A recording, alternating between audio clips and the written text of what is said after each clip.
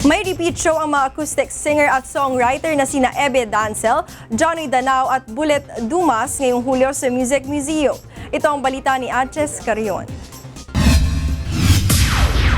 Sa naging tagumpay ng nakaraang konsyerto noong Pebrero ng mga acoustic artists na sina Ebe Dancel, Bullet Dumas at Janoy Danao, kaya muli silang pagsasama-samahin sa isang gabi ng mga madamdaming musika sa saloy ng gitara sa Damada Repeat sa July 23 sa Music Museum. Mga musikang pangharana kasama ang Manila String Machine ay muling madirinig sa naturang repeat concert na siguradong magugustuhan ng mga mahilig sa acoustic music.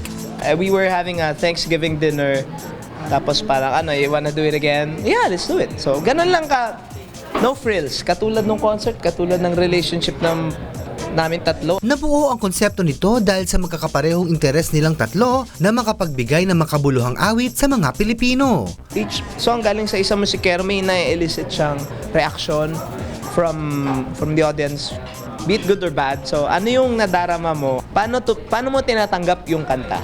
Ang Damada Repeat ay nabuo sa pagkipagtulungan ng online music magazine na Vandals on the Walls at Gabi na Naman Productions kasama ang Wish 1075 bilang media partner.